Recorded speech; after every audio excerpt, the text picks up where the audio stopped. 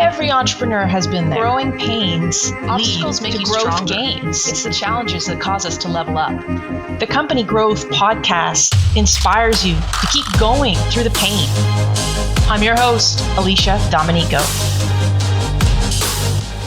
It's the ones who said, okay, look, how do I use social media in a really earnest way? How do I get this website going? How do I, all right, like let's do this. Let's figure it out.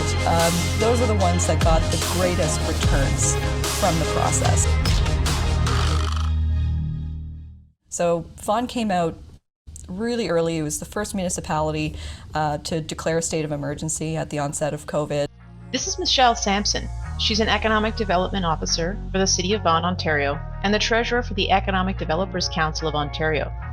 Right now, she's describing to me the City of Vaughan's reaction to the first signs of the COVID pandemic as it hit the business community. You know, we came out of the gate saying, okay, what can we do on a broader level? All right, we're not sure where, if there's going to be food shortages and all of this. So we're going to make sure that we shift the bylaws so that trucks can be coming in any time of the day or night and, bringing in these kinds of supplies. We know hotels are getting hit really hard, so we're going to suspend the municipal accommodation tax, at least temporarily. All these sort of little things we did very quickly right at the beginning. And then as things have evolved, we've been putting out as many resources as we can to say, all right, this is some stuff you need to know, both in terms of changing restrictions, but here's more tactical stuff that you can take into consideration. Have you considered cybersecurity during this time with everybody working from home? And also offering programming and webinars and everything we can on that broad level to give as much as we can to as many businesses as we can. Michelle's going to tell me all about the new businesses coming to Vaughan, but before we go further and talk about how economic development officers are bringing those businesses to the area, I wanted to see how she would describe economic development in her own words. When I first learned about economic development or as a business owner, I was like, I don't understand what economic development is. I don't know who you are, what you people want from me. What is this? When you talk about investment and retention, what does all of this mean? Sure. This is unfortunately a common problem. We very much struggle to explain to our parents what we do as a profession. They don't know. They have some vague sense of they support businesses, I think. So the core way to describe it is to sort of bring it all the way down to its core roots, which is, if you work for a municipal government like me, then what you're trying to do is improve the economy and increase the tax base. If we want to really look at like the cut and dry of it, we're making sure that the city has enough money to do what it's doing. And one of the ways to do that is to make sure businesses come, set up, stay, and grow. So everything we do feeds into that. Now, there's a lot of things that can feed into that, and the field has evolved over time. So that includes everything from directly consulting with a small business who's trying to get up and started or flesh out their idea, through to working with a major employer to figure out how to get through some of the roadblocks that they have so that they can, one, stay, and two, ideally grow. But there's also, more tangential pieces, community building, and just making your community a great place to live and work. So all of those things feed in, and it really just, what you actually do day to day in a big way depends on what your community believes in, what your council prioritizes, and what your management prioritizes. Even before my time, if I can start, right from the theory of economic development, I find it so fascinating that the roots of this profession are actually in energy companies. So particularly in the States, people who made power needed to sell power.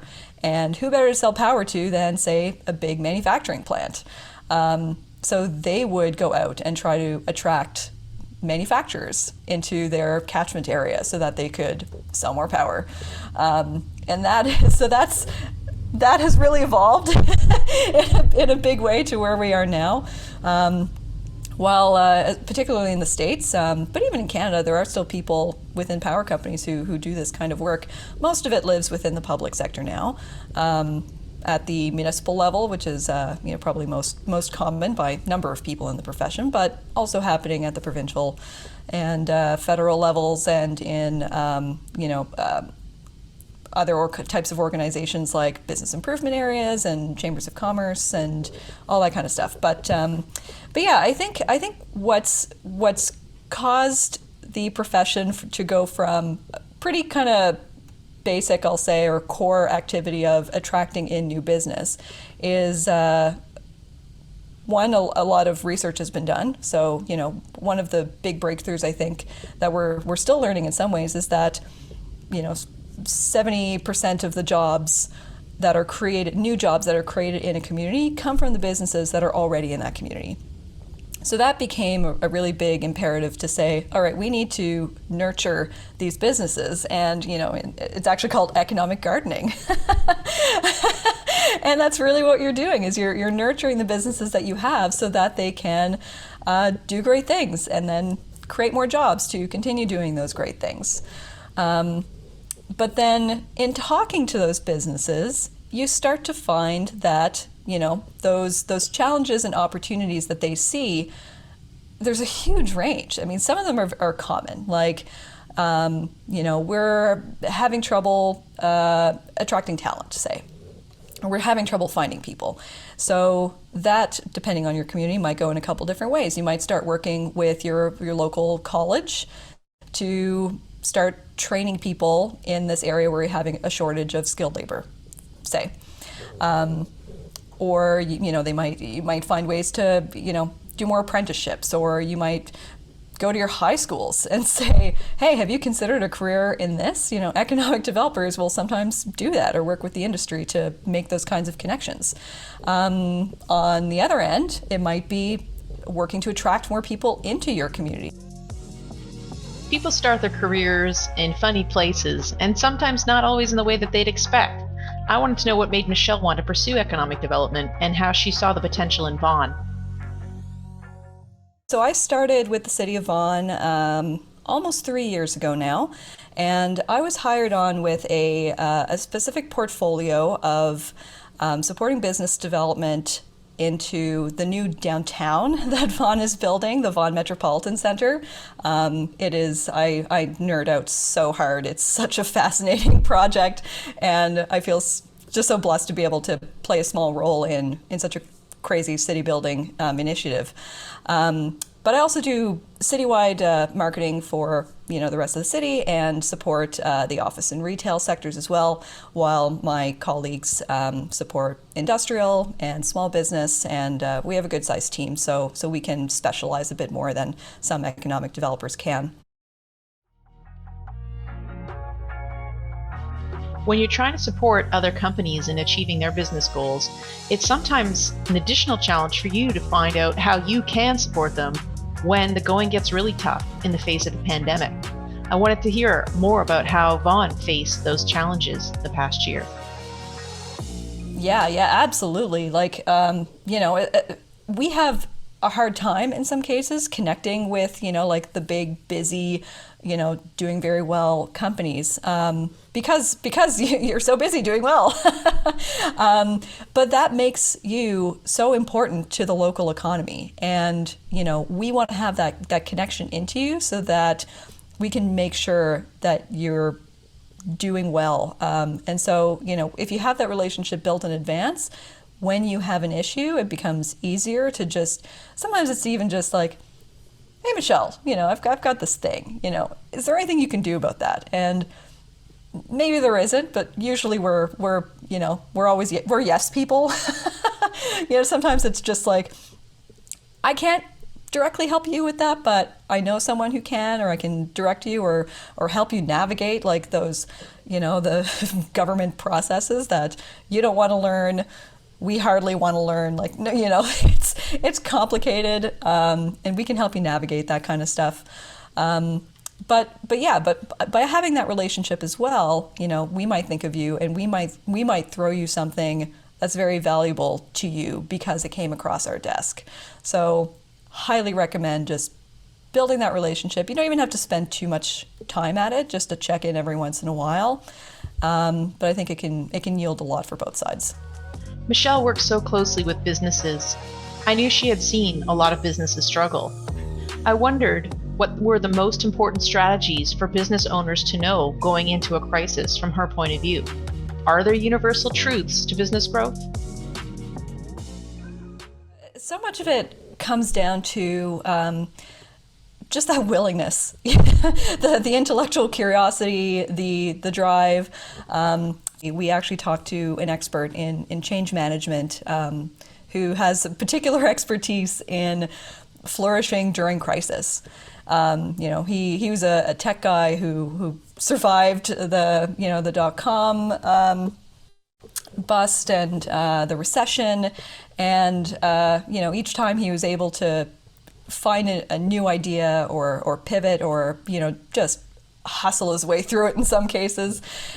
And in doing this kind of work and in talking to many more businesses than I ever will probably, he found that right from that say retailers who struggled to get online. So he did a lot of work with Digital Main Street, him and his students, and that's what he said.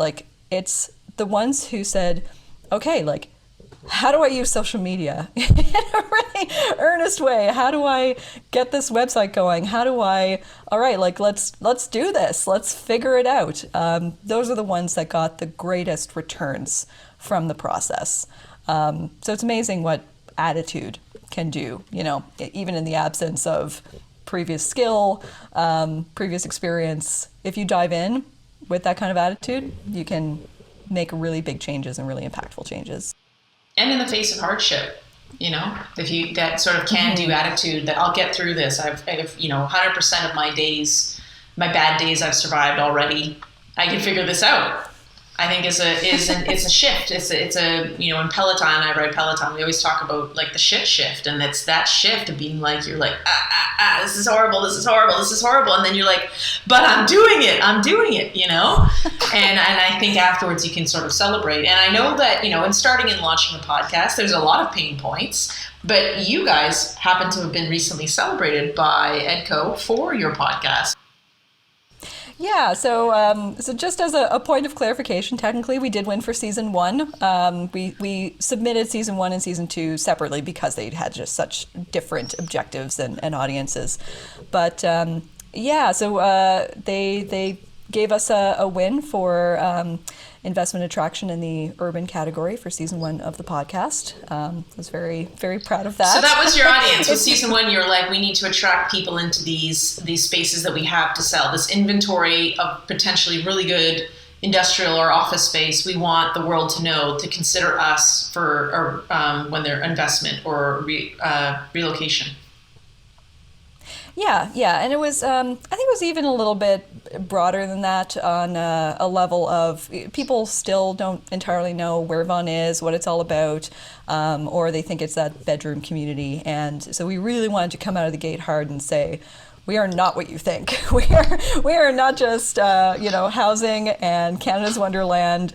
We have these really amazing stories to tell, and we're going in really amazing directions, and we want you to know about it. So I think we did get a lot of locals who maybe don't know what's coming down the pipeline, but also that broader and even worldwide community. One of the things I was really proud of was that we've got downloads from people in over 50 countries. Wow.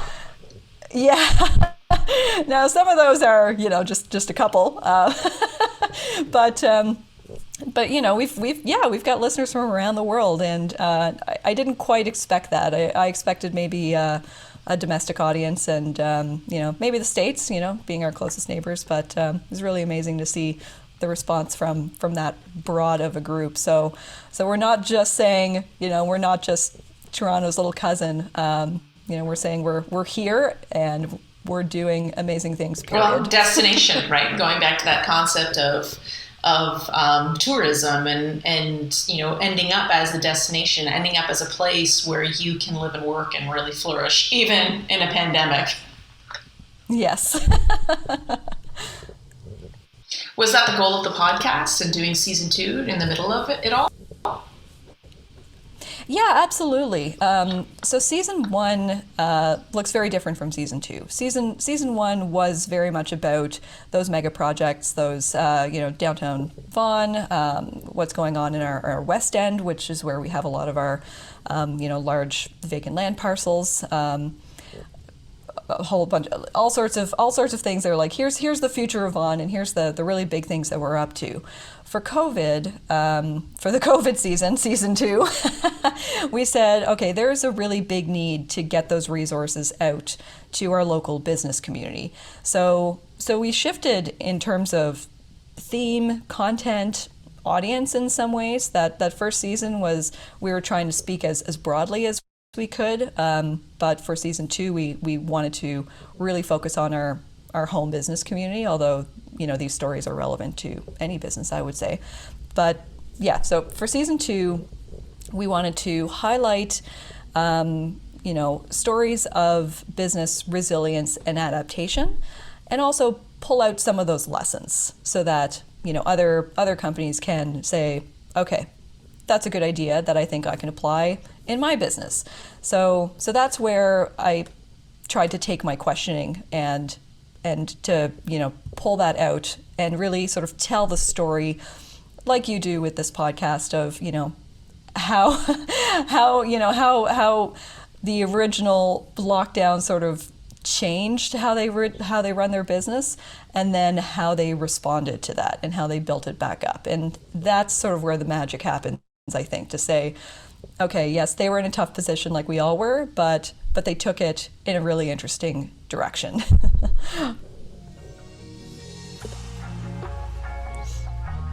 It's clear that Michelle and her colleagues from Vaughan have found a way to overcome public confusion about economic development and, through the ongoing pandemic, to represent the city's best qualities and connect the stories to an international audience.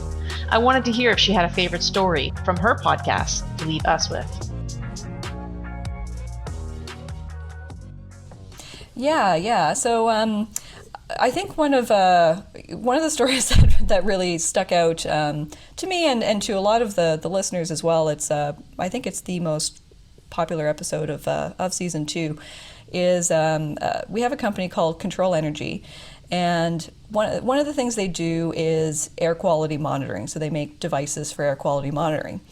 So when COVID happened, someone said, do you think that we could actually detect COVID in the air? Like, could we do that? And they were like, maybe.